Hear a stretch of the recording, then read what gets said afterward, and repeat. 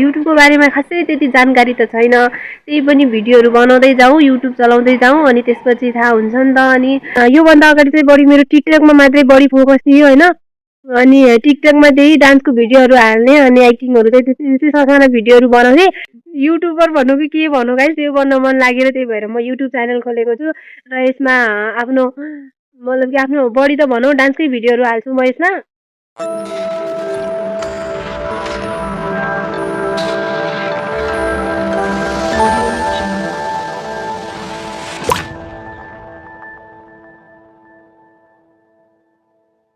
नमस्कार साथीहरू, स्वागत छ सबैलाई मेरो नयाँ युट्युब च्यानलमा। मैले चाहिँ अहिले भर्खरै नयाँ युट्युब च्यानल खोलेको छु र अब यो च्यानलमा चाहिँ म आफ्नो क्रिएटिभिटिज, भ्लगिङ अनि डान्सको भिडियोहरू पोस्ट गर्नेछु।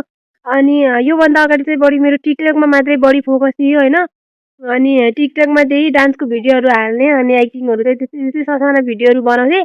अहिले चाहिँ अब युट्युबर भनौँ कि के भनौँ गाइस, त्यो बन्न मन लागेर त्यही भएर म युट्युब च्यानल खोलेको छु र यसमा आफ्नो मतलब कि आफ्नो बढी त भनौँ डान्सकै भिडियोहरू हाल्छु म यसमा। अनि अरू अरू अब त्यस्तै अब भ्लगिङहरू बनाएर हाल्छु। मलाई युट्युबको बारेमा त त्यति धेरै खासै जानकारी त छैन।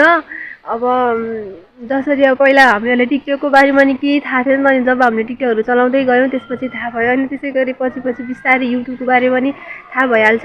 मेरो चाहिँ अनि यो फर्स्ट भिडियो नै हो। अनि एउटा पनि सब्सक्राइब छैन गाइज। अनि जो मान्छेहरू यो भिडियो हेरिदिनुहुन्छ, मेरो साथीहरू, प्यारा प्यारा साथीहरूले सब्सक्राइब गरिदिनु होला। अर्को भिडियोमा तपाईँसँग उपस्थित हुनेछु र अहिलेको लागि बाई, आफ्नो ख्याल गर्नु होला, टेक केयर साथीहरू। र मेरो च्यानललाई सब्सक्राइब गरिदिनु होला। ओके बाई, फेरि पनि बाई, तपाईँलाई टेक